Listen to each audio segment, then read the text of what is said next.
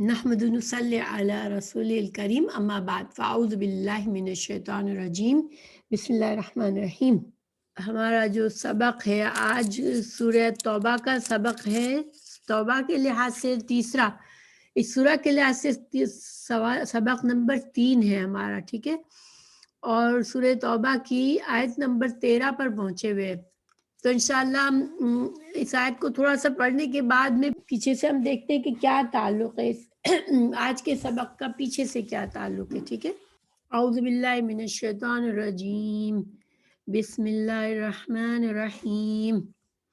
الا تقاتلون قوما نکثوا ایمانهم وہموا باخراج الرسول وهم بدؤوكم اول مرہ اتخشونهم فاللہ احق ان تخشوہ ان کنتم مؤمنین۔ مسلمانوں سے خطاب ہے، اللہ تعالیٰ فرما رہے کہ کیا تم نہ لڑو گے اس قوم سے جنہوں نے توڑ ڈالا اپنے ایمان کو، یعنی کہ اپنے عہدوں کو توڑ ڈالا، جو تمہارے ساتھ انہوں نے صلح کے عہد کیے تھے، امن کے عہد کیے تھے، وہ ان کو توڑ ڈالتے ہیں، اور انہوں نے ارادے کیے رسول اللہ صلی اللہ علیہ وسلم کو مکہ سے نکالنے کے لیے، اور انہوں نے تم سے پہل کی، یعنی کہ ہر بار جنگ میں تم سے پہل کی۔ تو یہ اللہ تعالیٰ نے ان کے جرائم بتا کر اللہ تعالیٰ نے پوچھا مسلمانوں سے، کیا تم ان سے ڈرتے ہو؟ تو اللہ زیادہ حقدار ہے کہ تم اللہ سے ڈرو، اگر تم مومن ہو، اگر تم ایمان رکھتے ہو، ایمان کا دعویٰ کرتے ہو، تو پھر تمہیں حق ہے کہ تم اللہ سے، سب سے زیادہ اللہ سے ڈرو، اللہ سے خشوع اختیار کرو۔ تو یہ چونکہ پیچھے سے بہت ہی زیادہ کنیکشن ہے اس آیت کا، تو پیچھے سے ہم تھوڑا سا ریوائز کر لیتے ہیں کہ پیچھے ہم نے کیا پڑھا ہے سورہ توبہ میں۔ تو پیچھے دیکھیں سورہ توبہ میں، یا اس کا دوسرا جو نام ہے سورہ برات، اس کے جو پہلا سبق تھا اس میں ہم نے کیا چیزیں پڑھی تھی کہ اللہ سبحانہ تعالیٰ نے تمام عرب کے مشرکین قبائل سے جو عہد و پیمان تھے، مسلمانوں کے جو امن کے عہد و پیمان تھے، اللہ تعالیٰ نے ان سے برات کا اظہار کیا، یعنی کہ اب مسلمان کسی مشرک سے جو عرب میں رہتے ہیں، جو جزیرہ عرب میں رہتے ہیں، ان سے اب مسلمان جو ہیں وہ کسی سے امن کا عہد نہیں کر سکتے۔ اور دوسری بات یہ بتائی تھی کہ 4 مہینے دیے گئے تھے مشرکین کو کہ اب تم ان 4 مہینوں میں اس سرزمین پر چلو پھرو اور غور و فکر کر لو، خوب سوچ لو کہ تمہیں کیا کرنا ہے، یا تو تمہیں مسلمان ہو جانا ہے یا اس سرزمین کو چھوڑ دینا ہے۔ اب تم مشرک بن کے، اللہ کے باغی بن کر اس زمین پر اب نہیں رہ سکتے تم۔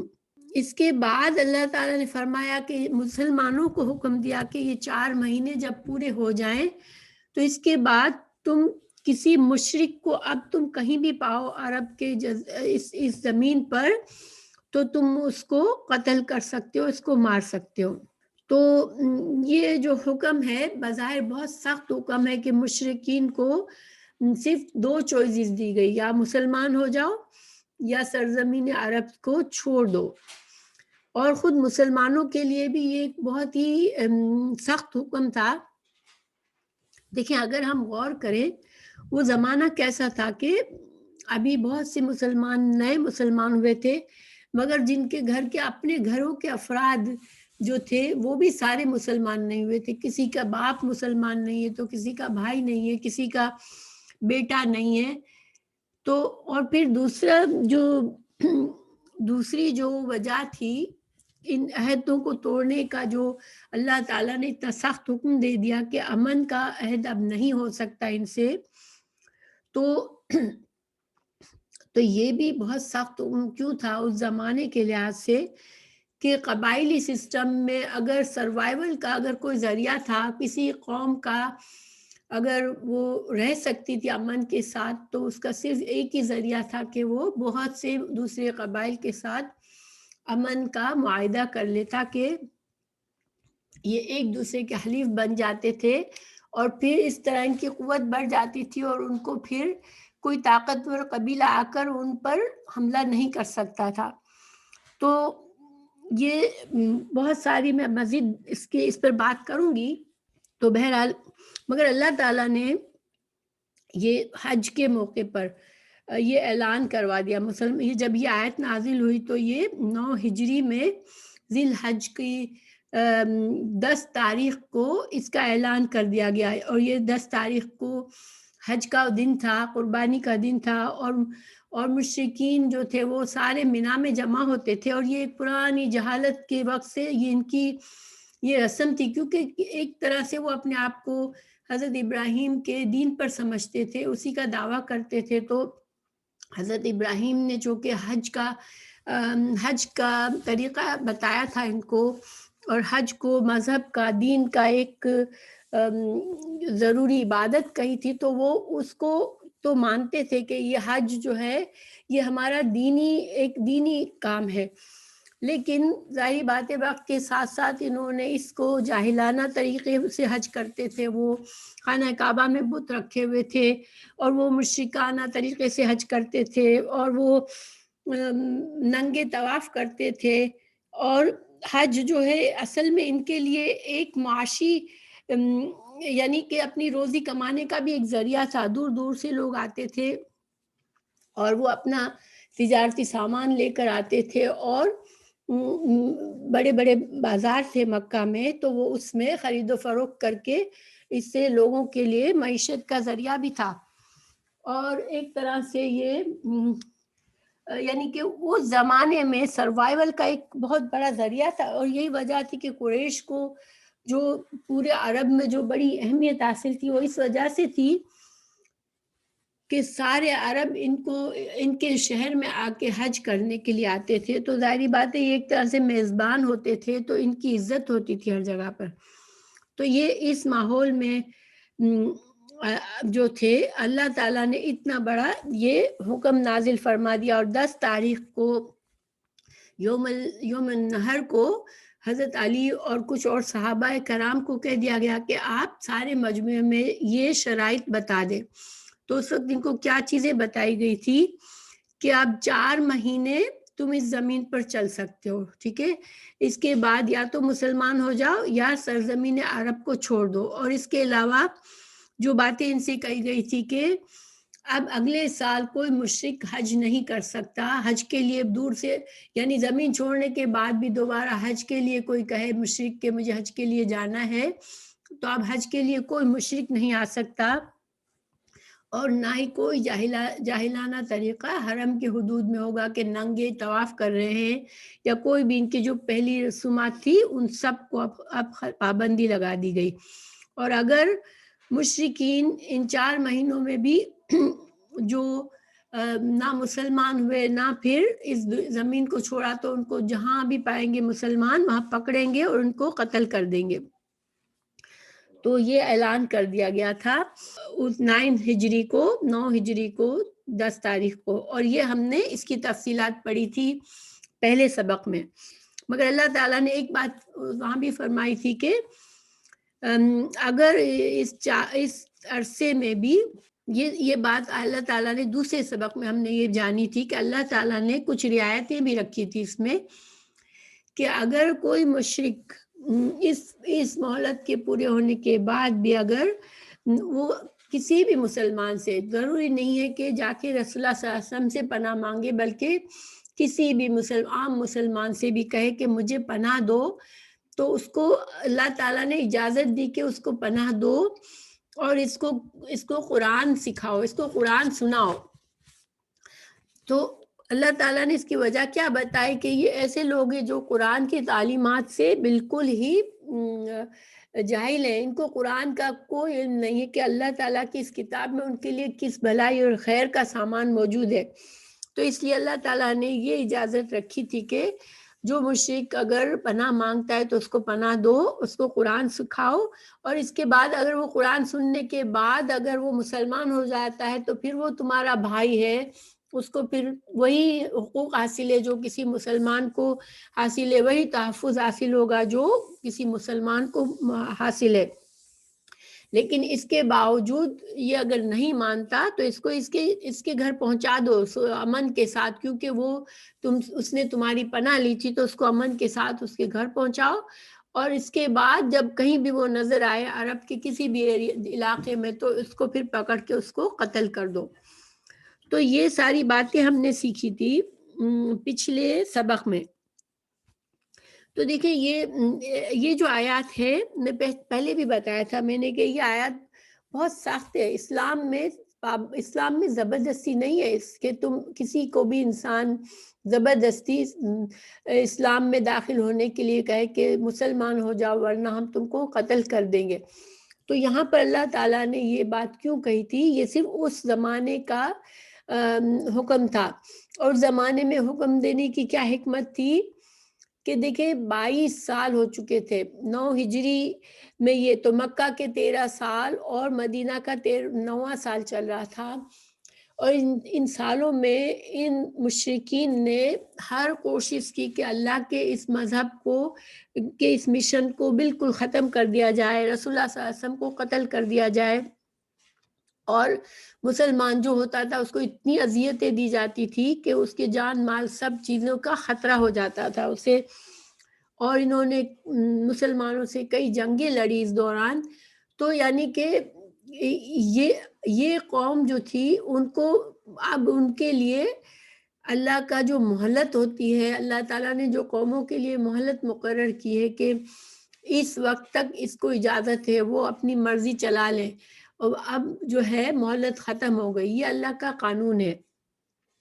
اللہ تعالیٰ نے ہمیں پچھلے انبیاء کے بارے میں بھی بتایا کہ ان کی قوموں نے جب تک ان انبیاء کرام کے ساتھ بہت ظلم و ستم کیے، لیکن جب ان کی مہلت پوری ہوئی تو اللہ نے ان کو ہلاک کر دیا، کیونکہ یہ اللہ کا دستور ہے۔ اللہ تعالیٰ اس زمین پر ہمیشہ کے لیے کسی سرکش انسان کو، کسی نافرمان کو فساد کرنے کے لیے نہیں چھوڑتا، تو یہ وجہ تھی۔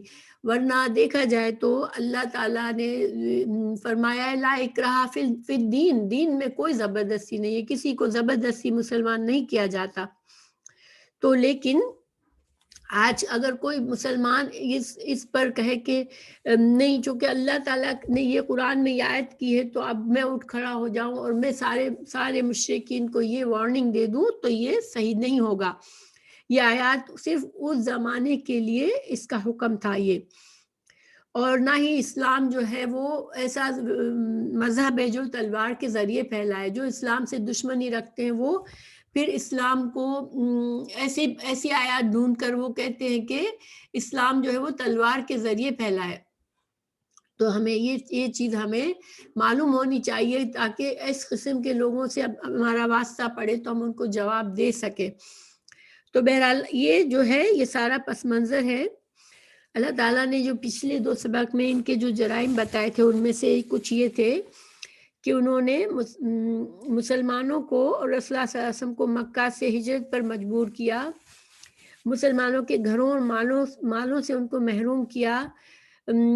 جب مسلمان مدینہ سے عمرہ کرنے کے لیے گئے تو ان کو عمرے کے لیے منع کر دیا، روک دیا، حالانکہ یہ عرب کا دستور نہیں تھا کہ کسی کو عمرے سے روکا جائے۔ پھر رسول اللہ صلی اللہ علیہ وسلم کی قتل کے در پہ رہے، مسلمانوں سے کئی جنگیں کی، اور مسلمانوں سے جب کوئی مسلمان ہوتا تو وہ اپنے رشتہ داروں کو ہی اتنا ظلم و ستم کرتے تھے کہ کسی رشتہ ناتے کی پرواہ نہیں کرتے تھے۔ تو یہ کچھ جرائم تھے جو اللہ تعالیٰ نے پیچھے ان کے بتائے۔ اب دیکھیں اب ہم جو انشاءاللہ آج کی آیت کی طرف چلتے ہیں۔ یہ بیک گراؤنڈ سمجھنا ضروری تھا تاکہ ہم آج کی آیت کا بالکل کنیکشن ہے، ڈائریکٹ اسی سے سلسلہ چل رہا ہے اب۔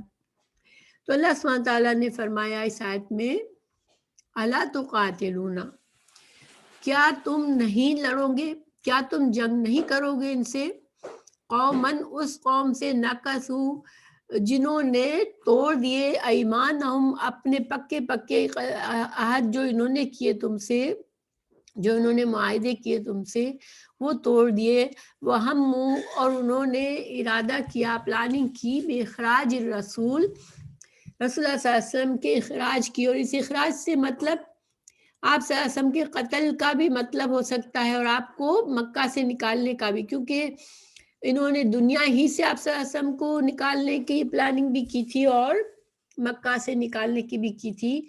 تو پھر وَهُمْ بَدَؤُكُمْ، اور انہوں نے ہر بار خود شروع کیا. پہلی ابتدا جو تھی فساد کی، مسلمانوں سے دشمنی کی، وہ انہوں نے کی. پھر اَتَخْشَوْنَهُمْ، اللہ تعالیٰ نے مسلمانوں کو سوال کیا، یہ سارے جرائم بتا کے مسلمانوں کو سوال کیا، کیا تم ان سے ڈرتے ہو؟ اور خشیت ایسا خوف ہوتا ہے جو کہ کسی کی عظمت سے ہوتا ہے، کسی کی عظمت کو پہچانتا ہے انسان کہ یہ کتنی عظیم ذات ہے میرے سامنے، کہ میں اس کے سامنے کچھ بھی نہیں ہوں. تو پھر اس سے خشیت کی جاتی ہے. اور اللہ سبحانہ تعالیٰ کے سوا ایسی کوئی ذات نہیں ہے کہ مومن اس سے خشیت کرے. پھر فاللہ، تو اللہ تعالیٰ نے فرمایا احق، اللہ تعالیٰ زیادہ حقدار ہے. یہ اسم و تفضیل ہے کہ اللہ سب سے زیادہ حقدار ہے. ان تخشوہ، کہ تم اس سے ڈرو، اللہ کی خشیت اختیار کرو، یہ اللہ کا حق ہے. ان کنتم مومنین، اگر تم مومن ہو. تو یہاں جو اس آیت میں ہے خطاب مسلمانوں سے ہے ڈائریکٹ. اب سوال یہ پیدا ہوتا ہے کہ مسلمان جو ہے وہ کیوں ڈر رہے تھے؟ ٹھیک ہے، اللہ تعالیٰ نے مسلمانوں کو کچھ باتیں یاد دلائی، کچھ ان کے جرائم یاد دلائے. کہ دیکھیں، جب اللہ تعالیٰ نے کہا کہ انہوں نے سارے معاہدے تم سے توڑے، تو ویسے تو بہت سی مثالیں جو مختلف قبائل، مشرک قبائل کی، کہ انہوں نے مسلمانوں کو دھوکہ دیا. ٹھیک ہے، لیکن جو یہاں پر جو ذکر ہے وہ سب سے بڑی، جو علماء کہتے ہیں کہ ریزن جو یہاں پر بتائی جا رہی ہے، یہ جب صلح حدیبیہ کیا اللہ تعالیٰ نے، یعنی اللہ کے حکم سے جب رسول اللہ صلی اللہ علیہ وسلم نے مشرکین مکہ سے، قریش سے صلح حدیبیہ کا معاہدہ کیا تھا. یہ 6 ہجری میں ہوا تھا.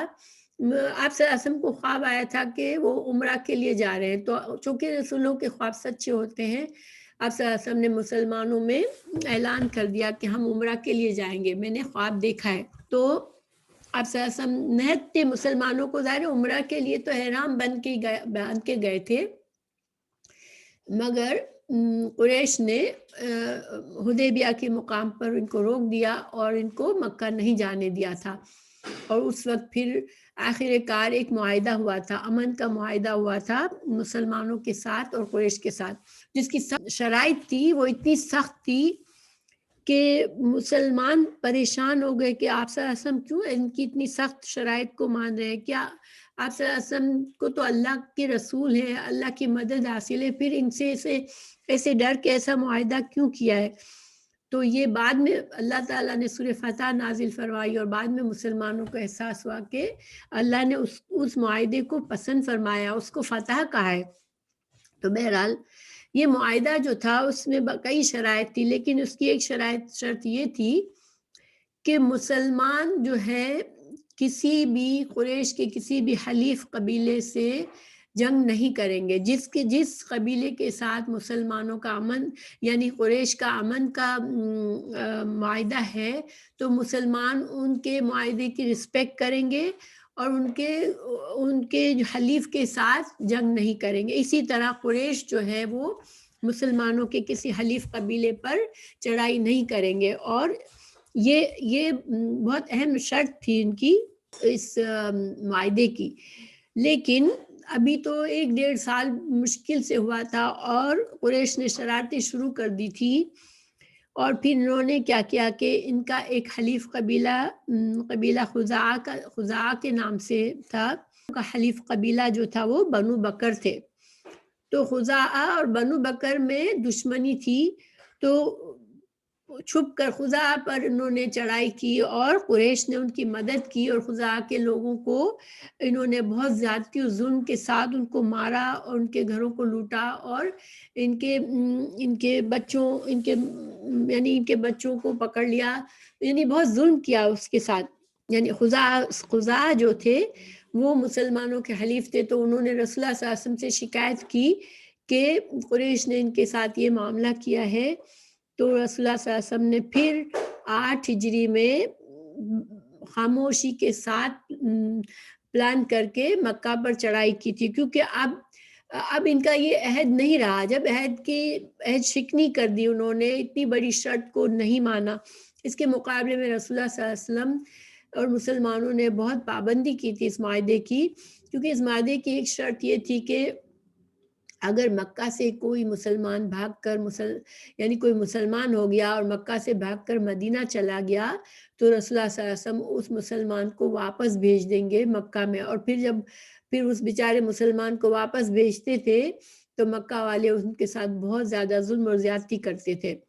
تو ایسا ہوا کہ کچھ مسلمان بڑی مشکلوں سے یعنی زنجیروں سے بندھے ہوئے ہوتے تھے، ان کے اپنے گھر والے ان کو باندھ کر رکھتے تھے، تو کسی طرح سے بھاگ کر رسول اللہ صلی اللہ علیہ وسلم کے پاس آئے۔ رسول اللہ صلی اللہ علیہ وسلم نے کہا دیکھو میں اس معاہدے کو نہیں توڑ سکتا، اور میں نے اس معاہدے کی شرط ہے کہ میں کوئی مسلمان آئے گا تو میں اس کو پناہ نہیں دوں گا یہاں پر۔ تو اس مسلمان کو آپ صلی اللہ علیہ وسلم اس کو دعا مانگنے کے لیے، اور اس کے لیے آپ بھی دعا فرماتے تھے، اس کو واپس کر دیتے تھے۔ اور مسلمانوں پر یہ بات بڑی گرا گزرتی تھی کہ یہ شرط جو تھی وہ مسلمانوں کو بہت تکلیف دہ تھی کہ کسی مسلمان کو اس سال میں واپس ان دشمنوں کے حوالے کر دیا جاتا تھا، لیکن آپ صلی اللہ علیہ وسلم پھر بھی کاربند رہے تھے۔ لیکن قریش نے اس معاہدے کو توڑا، تو پھر آپ صلی اللہ علیہ وسلم نے چڑھائی کی مکہ پر، اور اللہ تعالیٰ نے مکہ کو بغیر جنگ کے ان کے دلوں میں اتنا خوف ڈال دیا کہ بغیر جنگ کے انہوں نے صلح کر لی اور انہوں نے ہتھیار ڈال دیے اور مکہ فتح ہو گیا تھا۔ تو بہرحال ایک تو یہ تھا کہ انہوں نے اللہ تعالیٰ نے فرمایا کہ انہوں نے تم سے جو وعدے کیے تھے وہ توڑتے ہیں، تو پھر تم کیوں اب ان وعدوں کو توڑنے سے ڈرتے ہو۔ مسلمانوں کو سمجھایا کہ جو بچے کچھ وعدے ہیں جو تمہارے ان سے معاہدے ہیں مشرکین سے، جس کی وہ اکثر نافرمانی کرتے ہیں، اکثر ان کی شرطیں توڑتے ہیں، تو تم کیوں ڈرتے ہو ان معاہدوں کو توڑتے ہوئے؟ ٹھیک ہے، ایک بات یہ بتائی، اللہ تعالیٰ نے مسلمانوں پر تنقید فرمائی۔ دوسری اللہ تعالیٰ نے جو وجہ بتائی کہ انہوں نے آپ صلی اللہ علیہ وسلم کے اخراج کی پلاننگ کی، تو یہ کون سا پلاننگ تھی؟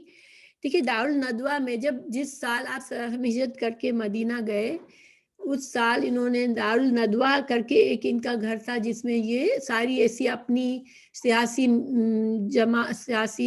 کوئی باتیں کے لیے جمع ہوتے تھے، ایک طرح سے یہ ان کا اڈا بنا ہوا تھا۔ تو وہاں پر سب مشرکین جمع ہوئے اور انہوں نے مختلف آئیڈیاز پر غور و فکر کیا کہ آپ صلی اللہ علیہ وسلم کو یا تو قتل کر دے، یا آپ کو جلاوطن کر دے، یا آپ کو ایسا قید کر دے کہ یعنی کہ آپ کو اس طرح سے قید کر لے کہ آپ کو کوئی نہ پا سکے، اور اس طرح سے یہ مشن ختم ہو جائے گا۔ تو اس میں شیطان بھی شریک ہوا تھا، اس کی بڑی تفصیلات ہیں، ظاہر ہے میں اس وقت تفصیل میں نہیں جاؤں گی، لیکن اس میں اللہ تعالیٰ نے فرمایا کہ اللہ تعالیٰ نے قرآن میں اس کا ذکر فرمایا کہ اے نبی، سورہ انفال کی آیت نمبر 30 میں، اے نبی صلی اللہ علیہ وسلم اس وقت کو یاد کیجئے جب کافر لوگ آپ کے بارے میں تدبیر کر رہے تھے تاکہ آپ کو قید کر دے یا جان سے مار دے یا وطن سے نکال دے، تو ادھر تو وہ تدبیر کر رہے تھے، ادھر اللہ تعالیٰ تدبیر کر رہا تھا، اور اللہ سب سے بہتر تدبیر کرنے والا ہے۔ اور اللہ کی تدبیر کیا تھی کہ اللہ تعالیٰ نے رسول اللہ صلی اللہ علیہ وسلم کو ہجرت کا حکم دیا، راتوں رات آپ صلی اللہ علیہ وسلم کے گھر کے پورے گھیرے ہوئے تھے، مشرکین آپ کے قتل کے لیے جمع تھے، اللہ تعالیٰ نے ان کے بیچ میں سے رسول اللہ صلی اللہ علیہ وسلم کو اس طرح نکالا کہ کسی کو رسول اللہ صلی اللہ علیہ وسلم نظر ہی نہیں آئے، اور آپ ابوبکر صدیق کے ساتھ آپ ہجرت کے سفر پر روانہ ہو گئے مدینہ کے لیے۔ تو یہ اللہ کی تدبیر تھی کہ اللہ نے ان کو اندھا ہی کر دیا کہ یہ لوگ کچھ نہ بگاڑ سکے۔ یہ سورہ ممتحنہ میں ہے، وہ رسول اللہ صلی اللہ علیہ وسلم کو اور مومنوں کو بھی جلاوطن کرتے ہیں صرف اس لیے کہ تم اپنے رب پر ایمان رکھتے ہو۔ ظاہر ہے مومنوں کو بھی اتنا تنگ کرتے تھے کہ مومن بیچارے اپنے گھروں کو چھوڑ کر، اپنے ساری مال و متاع کو چھوڑ کے چھپ چھپ کے انہوں نے ہجرت کر کے مدینہ چلے گئے تھے. اور یہ کوئی معمولی بات نہیں ہے. انسان جہاں رہ رہا ہے وہاں اپنی زندگی بسائی ہے اس نے، وہاں سے کسی کو اس کو ڈرا کر اتنا اس کو تنگ کرے کہ وہ اپنا سب کچھ چھوڑ کر وہاں سے بھاگنے کے اس کو بھاگنا پڑ جائے. پھر تیسرا جرم اللہ تعالیٰ نے ان کا یہ بتایا کہ وَهُمْ بَدَؤُكُمْ، کہ ہر دفعہ تم سے لڑنے کی سٹارٹ یہی کرتے ہیں. دیکھیں مسلمانوں کے ساتھ 3 بڑی جنگیں کی انہوں نے.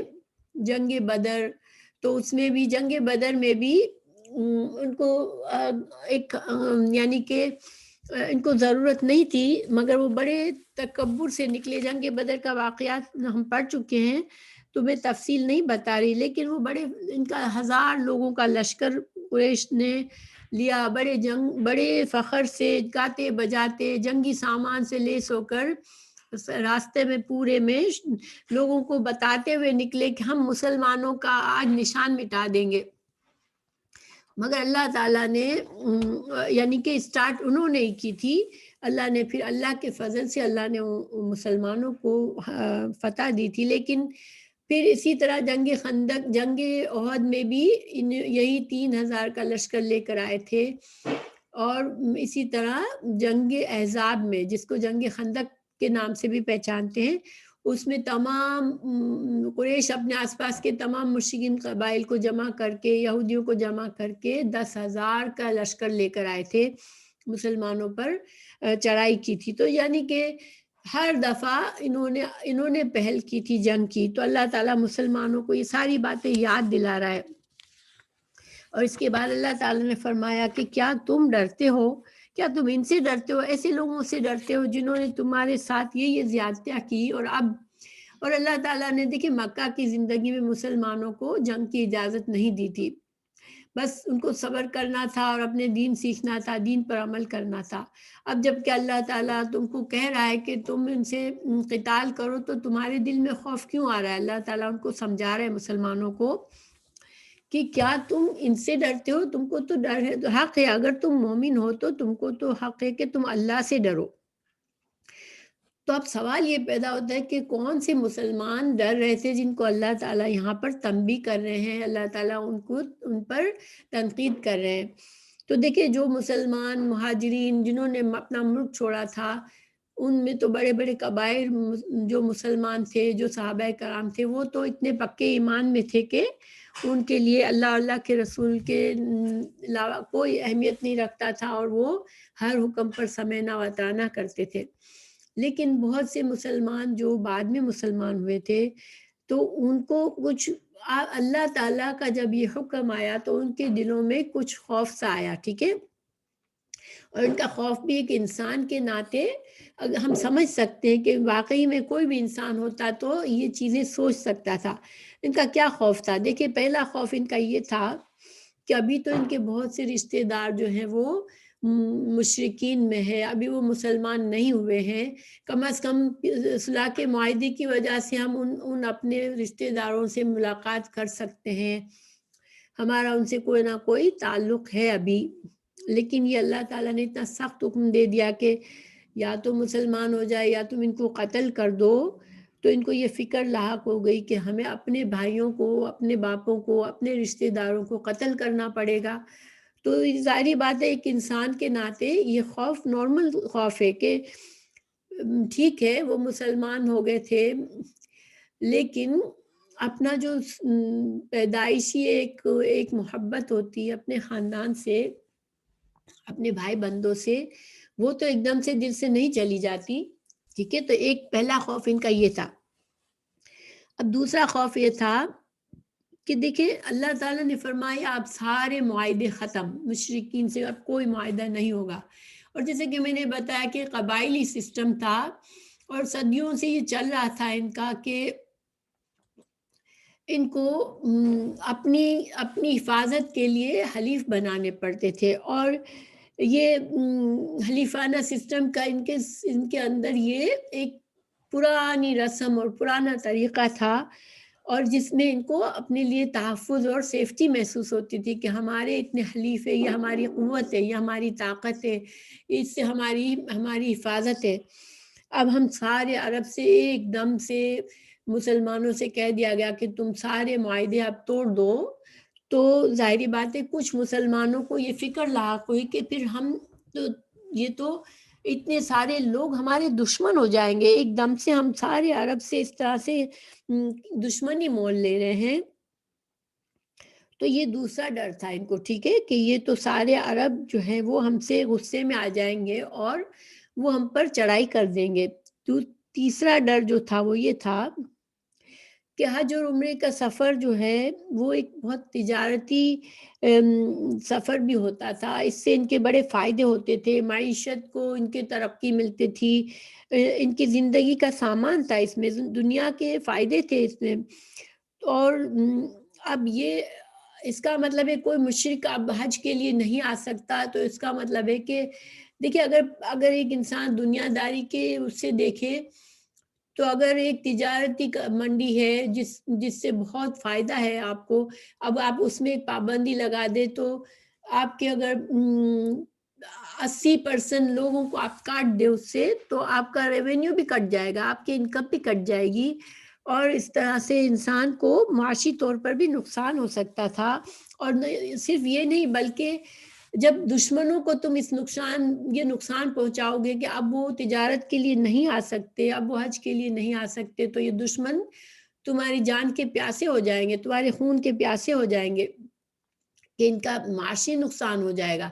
دیکھیے جو دنیا دار لوگ ہیں ان کی اگر مالی طور پر ان کو کوئی چوٹ پڑتی ہے تو وہ پھر اٹھ کھڑے ہوتے ہیں لڑنے کے لیے، کیونکہ یہ ان کی محبت مال سے ہوتی ہے۔ تو ان کو مسلمانوں کو ڈر لگا کہ جب ان مشرکین کو یہ ذریعہ ان سے ختم ہو جائے گا تجارت کا، اپنی معیشت کا، تو یہ تو سارے مسلمانوں کے خلاف ہو جائیں گے اور اپنی جانیں لڑا دیں گے مسلمانوں سے لڑنے کے لیے۔ چوتھا خوف یہ تھا کہ اللہ تعالیٰ نے فرما دیا کہ اب حج کوئی ننگا ہو کر حج نہیں کرے گا، کوئی مشرک حج نہیں کرے گا، بہت سی مشرکانہ جو طور طریقے تھے اب نہیں چلیں گے، عرب اب صرف مسلمان معاشرہ ہوگا۔ تو یہ انسان کو، آپ کو پتہ ہے کہ مال کے بعد رسم و رواج اور پرانے طریقوں سے بہت محبت ہوتی ہے، تو اگر مسلمانوں کو یہ ڈر لگا کہ اگر ان مشرکین کے ان طور طریقوں پر چوٹ پڑے گی، ان کو اب ان کے جاہلانہ طریقوں پر پابندی آ جائے گی، تو پھر یہ سب ہمارے خلاف ہو جائیں گے۔ تو بہرحال ان وجوہات کی وجہ سے کچھ مسلمانوں کو، یعنی سارے مسلمانوں کو نہیں، جن مسلمانوں کو ابھی اتنا ایمان پکا نہیں تھا، اللہ کی اتنی معرفت ابھی نہیں تھی۔ دیکھیں جتنی اللہ کی معرفت انسان کی بڑھتی ہے، جتنا ایمان بڑھتا ہے، انسان دنیا سے کی پرواہ چھوڑ دیتا ہے، اس کو پتہ ہوتا ہے میرے سارے معاملات اللہ ہی ٹیک کیئر کر رہا ہے، تو وہ اللہ کے حکم کے آگے کسی دنیا کے فائدے کو نہیں دیکھتا۔ لیکن جب ہمارا ایمان اتنا مضبوط نہیں ہوتا تو پھر ہم ان سہاروں کو بہت اہمیت دیتے ہیں، دنیا کے فائدوں کو بہت اہمیت دیتے ہیں۔ تو اللہ تعالیٰ نے ان سے کہا کہ کیا تم ان کو عظیم سمجھتے ہو، کیا تم ان سے خشیت کرتے ہو، ان سے خوف کرتے ہو، جبکہ ایمان کا تقاضا یہ ہے کہ اللہ کا خوف ہونا چاہیے مسلمانوں کو۔ تو ایک طرح سے مسلمانوں کی اس آیت میں جھنجھوڑا گیا۔ اور دیکھیں یہ کتنی ان لوگ کے، آپ سوچیں کہ ان کے تو دلوں میں صرف بات آئی تھی، دلوں میں خیال آیا تھا، اور اللہ تعالیٰ نے آیت نازل فرما دی، تو ان کے دلوں پر کیا گزری ہوگی۔ آپ سوچیں کہ آپ کے دل میں کوئی غلط خیال آتا ہے، کوئی گناہ کا خیال آتا ہے، کوئی اللہ کی نافرمانی کا خیال آتا ہے، اور فوراً سے آپ کے سامنے کوئی آ کر کوئی فرشتہ آ گیا اور آپ سے فوراً پکڑ لے آپ کو کہ تم نے یہ سوچا ہے، تو انسان کا کیا حال ہو جاتا ہے۔ تو یہ صحابہ کرام کی اللہ تعالیٰ نے اس طرح تربیت فرمائی کہ ان کے دل میں کبھی ہلکا سا بھی ایسا خیال آیا جو ایمان کے منافی ہے تو ان کو فوراً سے ڈانٹا گیا، فوراً سے ان کی اصلاح کر دی گئی۔ تو اب آیت نمبر 14 پر چلتے ہیں۔ ابھی بھی یہی سلسلہ چل رہا ہے، مسلمانوں کو اللہ تعالیٰ وجوہات بتا رہے ہیں، سمجھا رہے ہیں، اور قتال پر ان کو ابھار رہے ہیں۔ اور اس مشکل حکم پر دیکھیے جب تک مسلمان یکجا ہو کر اس جنگ کے لیے تیار نہیں ہو جاتے، مسلمان اس پوری طرح سے ذہنی طور پر تیار نہیں ہو جاتے کہ مجھے نہیں فرق پڑتا، میرا باپ میرے سامنے ہے، میرا بھائی ہے، مجھے اللہ کا حکم ماننا ہے، اور مجھے اگر اس نے اب بھی سرکشی سے توبہ نہیں کی تو مجھے اس کو قتل کرنا ہے. جب تک ہر مسلمان اس طرح سے پوری طرح ذہنی طور پر تیار نہیں ہو جاتا تو مشرکین کے دل میں وہ رعب نہیں آ سکتا تھا. ٹھیک ہے، اللہ کی آیات تو سنتے رہتے تھے وہ، مگر چونکہ قرآن پر تو ان کو ایمان تھا ہی نہیں، وہ تو دنیا کی چیزوں کو دیکھتے تھے. لیکن جب مسلمان اس طرح سے یکجا ہو گئے اور ان کو یقین ہو گیا کہ یہ میرا بھائی بھی ہے چاہے، لیکن اب یہ مجھے قتل کر دے گا، اب میرے لیے کوئی ذریعہ نہیں ہے بچنے کا، چھپنے کا، تو پھر یہ خوف بہت بڑا تھا مشرکین کے لیے. اور یہ خوف ایکچولی بہت ہی فائدہ مند ثابت ہوا، کیونکہ جب ان کو اس طرح سے مسلمان اس طرح سے پکے ہو گئے اللہ کے حکم پر تو مشرکین کی ہمت ٹوٹ گئی. ان کا جو غرور تھا، ان کے دلوں میں جو اپنی بڑائی تھی، اب وہ اس کی جگہ ہی نہیں رہی. اب ان کو لگا کہ اب تو ہم بالکل کارنر میں ہو چکے ہیں، اب ہمارے پاس کوئی راستہ نہیں ہے. اور یہ بہت بڑی رحمت تھی اللہ کی کہ جب اس طرح سے مسلمانوں کی اصلاح کر دی گئی تو پھر مشرکین کے دل ان کے خوف سے بھر گئے کہ مسلمان تو بہت ہی خطرناک ہو گئے، اب مسلمانوں کے سامنے اب ہم نہیں ٹک سکتے. تو اللہ کے ہر حکم میں حکمت اور بھلائی ہوتی ہے بندوں کے لیے. تو اللہ تعالیٰ نے مزید فرمایا، آیت نمبر 14 اور 15 جو ہے وہ کنیکٹڈ ہے. ٹھیک ہے، وہ اس کو میں پہلے دونوں کو ساتھ پڑھتی ہوں اور اس کے بعد اس کا حکم بتاتی ہوں. آیت نمبر 14 میں اللہ تعالیٰ فرما رہے ہیں کہ قاتلوہم یعذبہم اللہ بأیدیکم، تم ان سے جنگ کرو، اللہ ان کو عذاب دے گا تمہارے ہاتھوں. ٹھیک ہے، تو یہ پہلے اتنے ٹکڑے کو سمجھتے ہیں کہ تم ان سے جنگ کرو، اللہ تمہارے ہاتھوں ان کو عذاب دے گا. دیکھیں اللہ کا کیا طریقہ ہے، ہم نے قرآن میں بار بار پڑھا کہ جن قوموں نے انبیاء کرام کی مخالفتیں کی، اللہ نے ان کو مہلت دی، اور پھر جب مہلت ختم ہوئی اور تو اللہ تعالیٰ نے ان پر تو جیسے کوئی نہ کوئی عذاب آسمان سے ان کے اوپر نازل فرمایا اور اللہ تعالیٰ نے ان کو ہلاک کر دیا. یعنی کہ ایک طرح سے قدرتی آفتوں کے ذریعے ان کو ہلاک کیا گیا. ٹھیک ہے، جب ان کی مہلت پوری ہوئی. اب قریش کی مہلت پوری ہوئی، مشرکین کی مہلت پوری ہوئی، تو اللہ تعالیٰ نے کیا فیصلہ کیا کہ اللہ ان کو قدرتی آفتوں سے ہلاک نہیں کرے گا. اور یہ رسول اللہ صلی اللہ علیہ وسلم کی دعا بھی تھی. اللہ تعالیٰ نے اب فیصلہ کیا کہ اب مسلمانوں کے ذریعے ان کو عذاب دیا جائے گا. اب مسلمانوں کو اللہ تعالیٰ غیب سے مدد کرے گا، مسلمان ان سے لڑیں گے اور ان کو اتنا ذلیل و خوار کریں گے، ان کو اتنا نیچا کر دیں گے کہ ان کا غرور ٹوٹ جائے گا، اور یہ جو ہے اب وہ گھٹنے ٹیک دیں گے اور مسلمان ہو جائیں گے. اور اگر اسلام ان کے نصیب میں نہیں ہے تو وہ ذلیل و خوار ہو کے قتل کر دیے جائیں گے مسلمانوں کے ہاتھے. اور دیکھیں اس میں مسلمانوں کی عزت بھی تھی. آپ یہ سوچے کہ کسی نے آپ کے ساتھ بہت زیادتی کی، بہت ظلم کیا، آپ بدلہ لینے کا انتقام کا موقع دیا گیا مسلمانوں کو کہ تم ان کو عذاب دو، تم نے بڑے دکھ سہے ہیں ان کے ہاتھوں، تو اب تم ان کو عذاب دو، اللہ تمہاری مدد کرے گا، اللہ تمہارے ہاتھوں سے ان کو ذلیل و رسوا کرے گا، ان کو قتل کروائے گا، تم ان کو قیدی بناؤ گے، تم ان کو گھروں سے نکال دو گے، تو یہ ان کی اہانت ہوگی، ان کو سخت رسوائی ہو جائے گی، سخت قسم کی ذلیل ہو جائیں گے یہ. تو پھر اللہ تعالیٰ نے دوسری بات کیا فرمائی، وَيُخْزِهِمْ، اللہ ان کو تمہارے ہاتھوں سے ایک تو عذاب دے گا اور پھر کیا کرے گا اللہ، ان کو رسوا کر دے گا، ان کو ذلیل کر دے گا. اور ظاہری بات ہے ذلت سے کیا مطلب ہے، دیکھیے جب غرور و تکبر کے ساتھ کسی نے اپنے آپ کو بہت بڑا سمجھا تھا، 22 سال سے ان کو بڑا زوم تھا اپنی طاقت پر، اور انہوں نے دیکھیے بدر کا ہی اگر ہم غور کر لیں تو اتنے غرور تکبر سے گاتے بجاتے وہ آئے تھے کہ سارے لوگ جو راستے میں جہاں جہاں سے یہ گزر رہے تھے وہ مرعوب ہو رہے تھے کہ آج تو ان کا جو ایسا شان ہے، ان کی سی طاقت ہے کہ یہ آج تو مسلمانوں کا بالکل خاتمہ ہی کر دیں گے.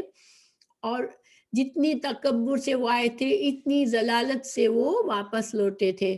تو یہ اللہ تعالیٰ نے مسلمانوں کے ہاتھوں ان کو ذلیل کیا تھا. اور جب دیکھیے جب آپ کے دشمن کو آپ کے ہاتھوں ذلیل کیا جائے تو اس میں آپ کے لیے کیا ہے، ایک طرح سے انسان کو ایک سکون ملتا ہے کہ جس نے مجھے اتنا تنگ کیا، جتنا دکھ دیا، وہ آج ذلیل ہے میرے سامنے، بالکل بالکل بے حقیقت بن گیا ہے. آپ پھر اللہ تعالیٰ نے فرمایا ینصرکم، اللہ تعالیٰ تمہاری مدد کرے گا. دیکھیں اللہ سبحانہ تعالیٰ نے یہ سارے وعدے پورے کیے. مدد کس طرح سے کی اللہ نے کہ اللہ تعالیٰ نے فرشتوں کو بھی بھیجا. جنگ بدر میں بھی فرشتے اترے تھے، جنگ حنین میں بھی، جنگ احزاب میں بھی فرشتے اترے تھے. اور مسلمانوں کی اتنی چھوٹی چھوٹی تعداد ہوتی تھی، کافروں کے مقابلے میں مسلمان بے سر و سامان ہوتے تھے. اور ان سے تیسرا یعنی کہ اگر وہ 3,000 ہیں تو مسلمان 700 تھے. جنگ احد میں، جنگ بدر میں وہ 1,000 تھے تو مسلمان 300 تھے. جنگ احزاب میں وہ 10,000 مشرک آئے تھے تو مسلمان 2,000 تھے. یعنی کہ اور پھر مسلمان اتنے فائنانشلی اسٹرانگ نہیں تھے، ان کے پاس اتنا کچھ نہیں تھا کہ وہ اتنے جنگی سواریاں ان کے پاس ہوتی، ان کے پاس اسلحہ ہوتا. لیکن ہر بار اللہ تعالیٰ نے ان کی مدد فرمائی. جنگ حنین میں بھی اللہ تعالیٰ نے فرشتے نازل کیے تھے. جنگ احزاب میں اللہ نے ایسی آندھی چلائی کہ دشمنوں کا لشکر جو ہے وہ بالکل بکھر گیا. ان کو بھاگنا پڑا، ان کو سب چھوڑ کے ان کو بھاگنا پڑا.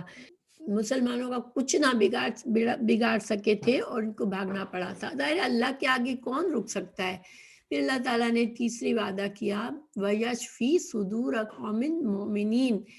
اب دیکھیں مومنوں کے اللہ تعالیٰ فرمائے کہ مومنوں کے دلوں کو اللہ تعالیٰ شفا عطا کرے گا.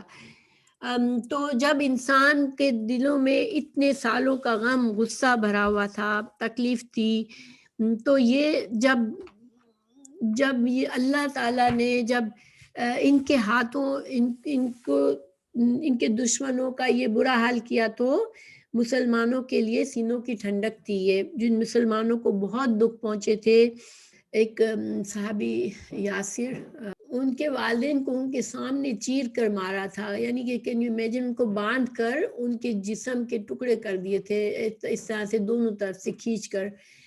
تو ایسا اگر ظلم کوئی دیکھتا ہے، اب اس ظالم کو اب سزا ملی تو ان کے سینوں کو ٹھنڈک حاصل ہوئی مسلمانوں کو. تو اللہ تعالیٰ نے یہ سارے فائدے بتائے اور حکمتیں بتا کر مسلمانوں کو سمجھا رہے ہیں. اللہ تعالیٰ ترغیب دے رہے ہیں کہ تم بالکل ایک جان ہو جاؤ، کہ بالکل کوئی شک کے بغیر تم اللہ کے اس قانون برات پر کو نافذ کرو. ٹھیک ہے. پھر اللہ تعالیٰ نے ایک اور فائدہ بتایا وَيُذْهِبْ غَيْظَ قُلُوبِهِمْ. اللہ تعالیٰ فرما رہے ہیں کہ ان کے دلوں کا جو غصہ ہے وہ دور کر دے گا. اب اس ٹکڑے کے 2 معنی کیے گئے. ٹھیک ہے.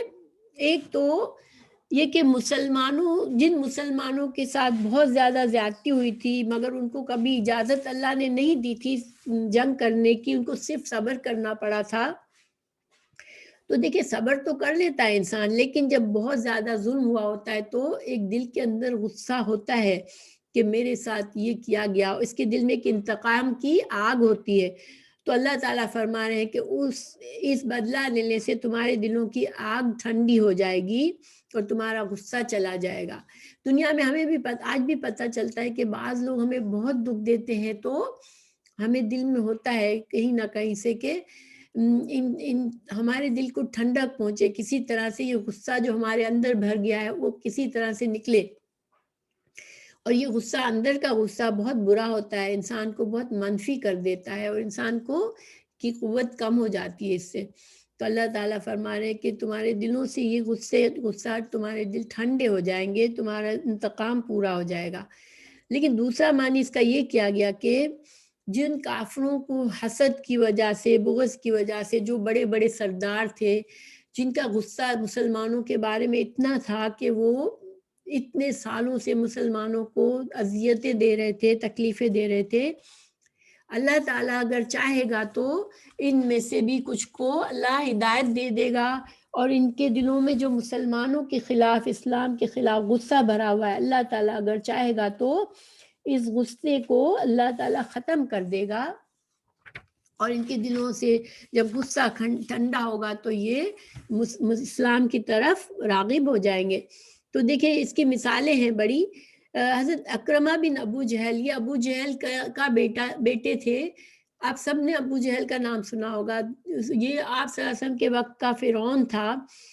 تو اس کے بیٹے کو اللہ تعالیٰ نے، اس کا بیٹا بھی بہت سخت خلاف تھا مسلمانوں کے، یہاں تک کہ مکہ فتح ہونے کے لیے جب مکہ والوں نے، ابو سفیان نے جب ہتھیار ڈال دیے کہ ہم لڑیں گے نہیں رسول اللہ صلی اللہ علیہ وسلم سے، اس وقت بھی اس نے منع کر دیا اور اس نے جنگ کی۔ لیکن وہ ظاہری بات ہے، مسلمان اتنی قوت سے آئے ہوئے تھے کہ اس کو بھاگنا پڑا وہاں سے، اور جب وہ بھاگ رہا تھا تو اس کی بیوی نے آپ صلی اللہ علیہ وسلم سے خود مسلمان ہوئی اور پناہ مانگی اس کے لیے، اور اللہ تعالیٰ نے پناہ دی۔ اس کی بیوی نے جا کے اپنے شوہر کو لے آئی اور پھر وہ مسلمان ہوئے۔ تو ایسے مسلمان ہوئے کہ شہادت کی موت پائی، اور انہوں نے بہت خدمات کی اسلام کی۔ تو اتنے بڑے مجرم کو، جس کا باپ بھی سب سے بڑا مجرم تھا اور خود بھی مجرم تھا، اللہ نے اپنے فضل و کرم سے اس کو ہدایت دی اور اس کو اتنی شہادت کی موت، جو کہ ایک عظیم موت ہوتی ہے، وہ نصیب ہوئی۔ اسی طرح ابو سفیان جو ہے وہ سردار تھا، مکہ قریش کا سردار تھا، اور وہ اس نے مسلمانوں سے کئی جنگیں لڑی، ٹھیک ہے، لیکن مکہ فتح ہونے والے دن وہ مسلمان ہوا تھا۔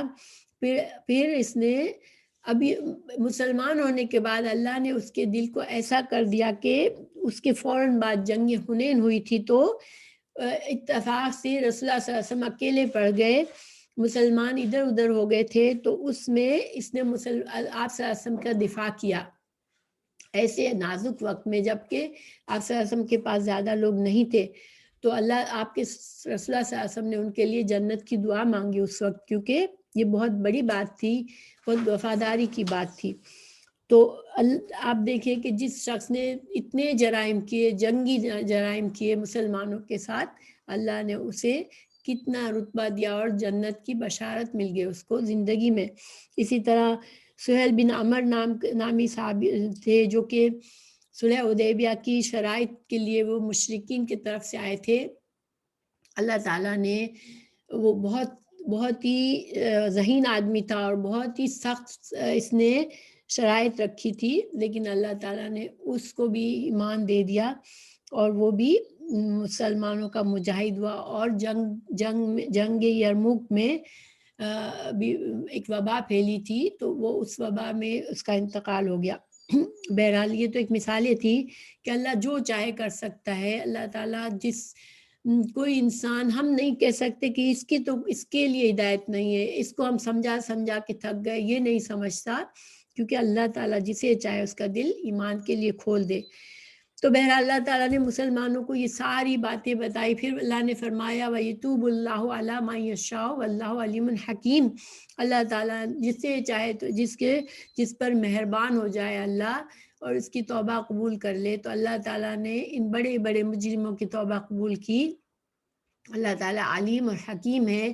تم نہ سمجھو مسلمانوں کے اس حکم میں تمہارے لیے مشکل آئے گی، یہ کیسا حکم ہے، یہ تو بہت سخت حکم ہے۔ نہیں، اللہ کا ہر حکم اللہ کے علم کی وجہ سے ہے، اللہ کی حکمت کی وجہ سے ہے، اور اللہ کی حکمت ہی تھی۔ دیکھیں کہ جہاں تو مسلمان ڈر رہے تھے کچھ مسلمان کے اس حکم سے اب سارے عرب ہم سے لڑنے آئیں گے، اس کے بجائے وہ سال جو تھا 9 ہجری کا، وہ عام الوفود کہتے ہیں اس کو، اتنے وفد آئے آپ صلی اللہ علیہ وسلم کے پاس، لوگ گروہ در گروہ چلے آئے اسلام کے قبول کرنے کے لیے. اور جب آپ صلی اللہ علیہ وسلم نے اگلے سال حج کیا، حجۃ الوداع 10 ہجری میں، تو آپ کے ساتھ 1 لاکھ سے زیادہ، 1.25 لاکھ سے زیادہ لوگ جو تھے وہ آپ مسلمان ہو چکے تھے اور انہوں نے حج کیا آپ صلی اللہ علیہ وسلم کے ساتھ.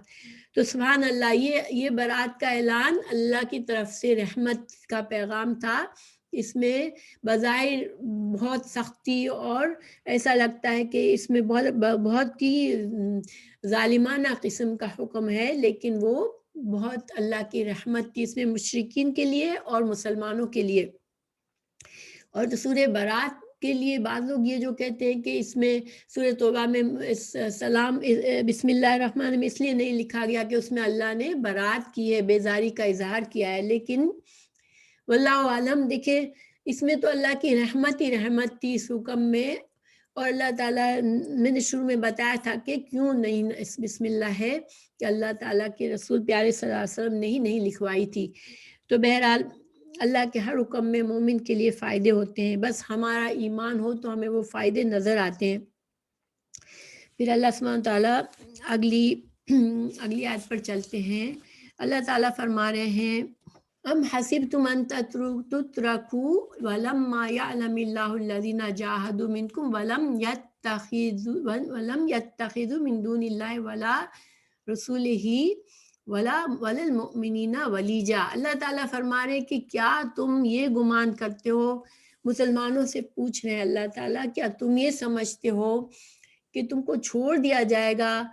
یعنی کہ تم نے کلمہ پڑھ لیا تو اب تم سمجھتے ہو تم نے جنت کما لی، تم نے زبان سے ایمان کا اقرار کر لیا تو بس اب تم چھوڑ دیے جاؤ گے کہ یہ تو مسلمان ہو گئے، اب ان کے لیے کوئی مشکل نہیں آئے گی. نہیں، ایسا نہیں ہوگا. اللہ سبحانہ تعالیٰ آزماتا ہے، ایمان کو آزمایا جائے گا. اور یہ ایک عام حکم ہے. اس وقت کے مومنوں کو تو یہ سمجھایا گیا کہ ہاں یہ تمہارے لیے امتحان ہے، یہ برات کا حکم، اس کو نافذ کرنا، تمہارے اپنے رشتہ داروں دوستوں سے لڑنا، یہ سارا تمہارے لیے بہت مشکل ہے، آزمائش ہے، مگر آزمائش ضروری ہے ایمان کے لیے کہ اللہ کو تم اپنے ایمان کا ثبوت دو. زبانی ایمان سے کچھ فائدہ نہیں ہے. اللہ تعالیٰ دلوں کا حال جانتا ہے، لیکن ہمیں اپنے ایمان کا، ہر مسلمان کو اپنے ایمان کا ثبوت عمل کر کے دینا ہے. آج بھی ہم مسلمان یہ کہتے ہیں کہ بس کلمہ پڑھ لو اور ہم مسلمان ہیں، ہم امت مسلمہ ہیں، اور ہم کبھی غور نہیں کرتے کہ ہم نے کیا کیا، ہم مسلمان اپنے ایمان کو کس طرح سے ہم نے ثابت کیا. تو دیکھیں ایمان کو ثابت کرنا ہے، ٹھیک ہے. کچھ لوگ، لمبیا ہو گیا ہے وقت لیکن میں تھوڑا سا بتاؤں کہ کچھ لوگ کہتے ہیں کہ تم اتنے کلمہ پڑھ کے فلاں کو بخش دو تو وہ بخشا جائے گا. تو دیکھیں ایک تو ہر انسان کا اپنا عمل ہے. اگر تو وہ بندہ جو مر گیا وہ خود جس نے کوشش کر کے مرا تھا تو انشاءاللہ اس کے لیے جنت ہے. جس انسان نے ایمان کو کوئی اہمیت نہیں دی، عمل کو کوئی اہمیت نہیں دی، اب اس کے لیے آپ بیٹھ کے 1.25 لاکھ کلمہ پڑھ کے اس کو بخش دیں گے تو وہ کہاں سینس بنتا ہے کہ اللہ تعالیٰ اس کو معاف کر دے گا؟ دیکھیں اللہ جسے چاہے معاف کر دیتا ہے، لیکن یہ اللہ کی مرضی ہے. تم کون ہوتے ہو یہ پلان کرنے والے کہ ہم نے اتنے کلمہ پڑھ لیے اب وہ بخشا گیا؟ تو یہ اس طرح کی باتیں انسان کو فائدہ نہیں دیتی. ہمیں کوشش، محنت، جہاد کرنا ہے، اسٹرگل کرنا ہے، اور اللہ کے آگے ہمیں اپنے ایمان کا ثبوت پیش کرنا ہے. تو اللہ تعالیٰ پوچھ رہے ہیں کیا تم یہ سمجھتے ہو کہ تم کو چھوڑ دیا جائے گا؟ وَلَمَّا يَعْلَمِ اللَّهُ الَّذِينَ جَاهَدُوا. دیکھیں یہ جہاد، اللہ تعالیٰ کو تو ابھی تم نے اپنے جہاد کر کے ظاہر ہی نہیں کیا اپنے ایمان کو. یہ جہاد کیا ہے؟ یہ جہاد اس وقت تو جنگ تھا، مشرکین سے لڑنا تھا. آج کا جہاد کیا ہے ہمارا؟ اپنے نفس کے ساتھ جہاد کرنا ہے. جہاد 2 طرح سے ہوتا ہے، اپنے نفس کے ساتھ جہاد کرنا ہوتا ہے اور مشرکین سے اللہ کے کلمہ کو بلند کرنے کے لیے جہاد کیا جاتا ہے. تو اللہ تعالیٰ فرما رہے ہیں کہ تم میں سے اللہ کو تو تم نے جہاد کر کے دکھایا بھی نہیں ابھی، تو تم اور وَلَمْ يَتَّخِذُوا مِن دُونِ اللَّهِ وَلَا رَسُولِهِ وَلَا الْمُؤْمِنِينَ وَلِيجًا. تم نے اللہ پر یہ تو ثابت کیا ہی نہیں ہے کہ چاہے تمہارا باپ ہے، چاہے تمہارا بھائی ہے، چاہے تمہارا کوئی اور ہے، اگر وہ مشرک ہے تو اس سے تم دلی تعلق نہیں رکھو گے۔ ولیجہ ہوتا ہے دلی تعلق، جس سے ہوتا ہے انسان کو دلی محبت ہوتی ہے، جس سے کوئی راز نہیں ہوتا، جس کے طریقے کو ہم پسند کرتے ہوتے ہیں، جس کو ہم اپنا مددگار اور اپنا ساتھی سمجھتے ہیں ہر دکھ سکھ میں۔ تو تم ایک مشرک کو یہ ولیجہ نہیں بنا سکتے ہو۔ ایک مومن مشرک کو کبھی بھی ولیجہ نہیں بنا سکتا۔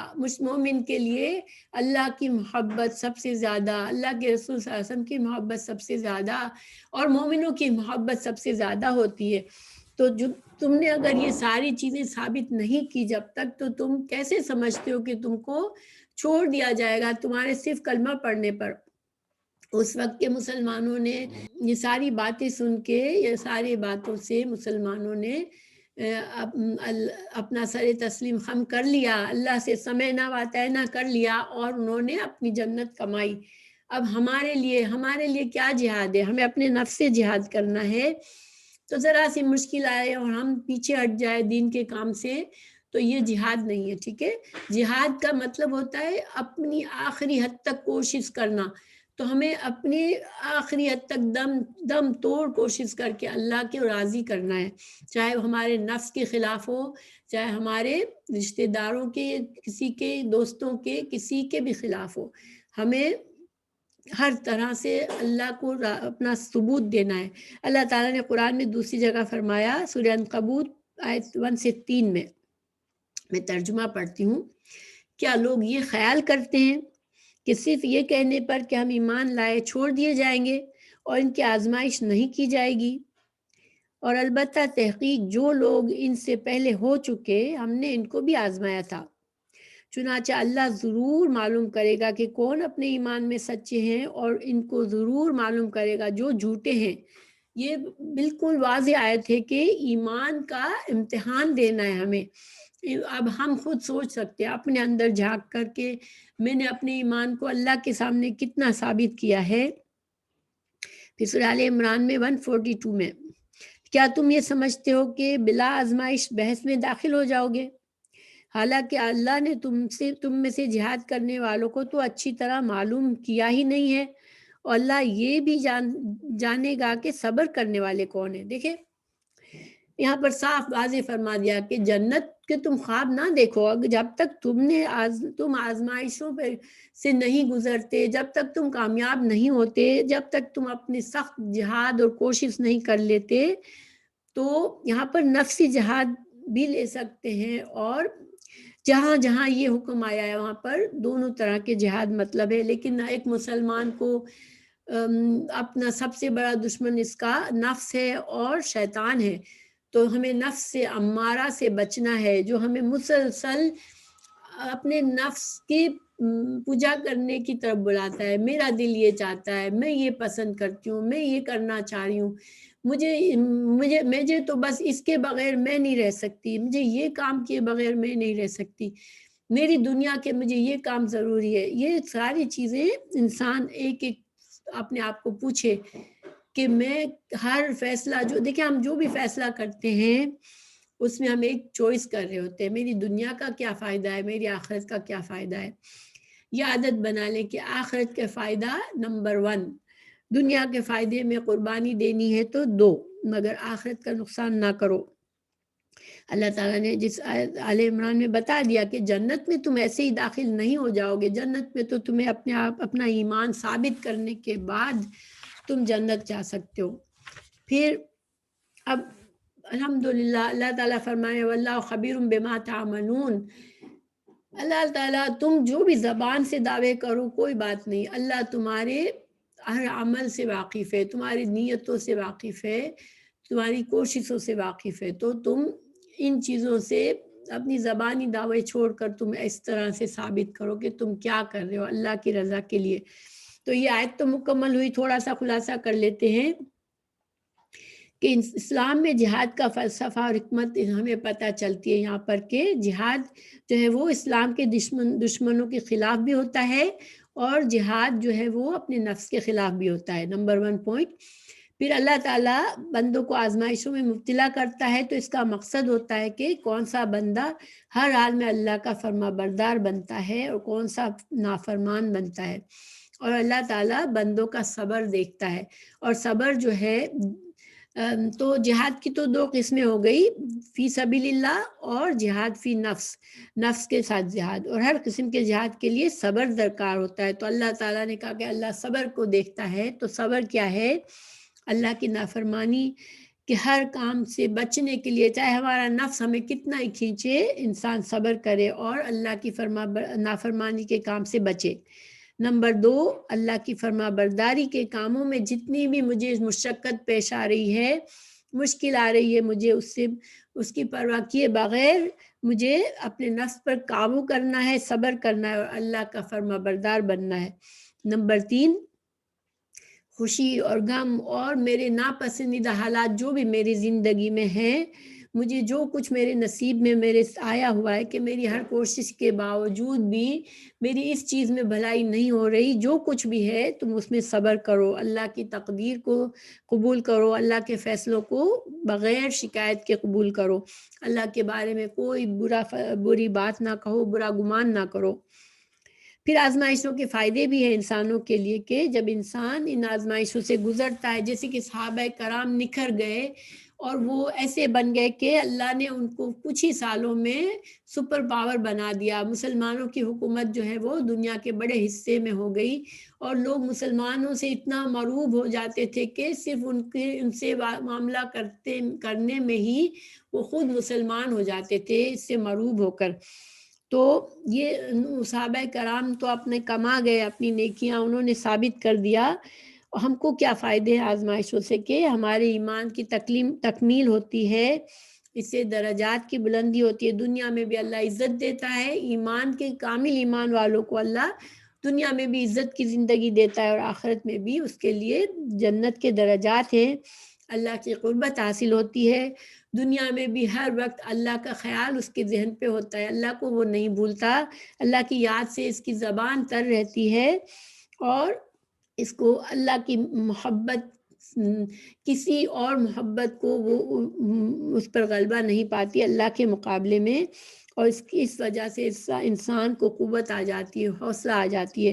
انسان ایک مضبوط مومن مضبوط ہوتا ہے، جتنا ایمان مضبوط اتنا انسان مضبوط ہوتا ہے.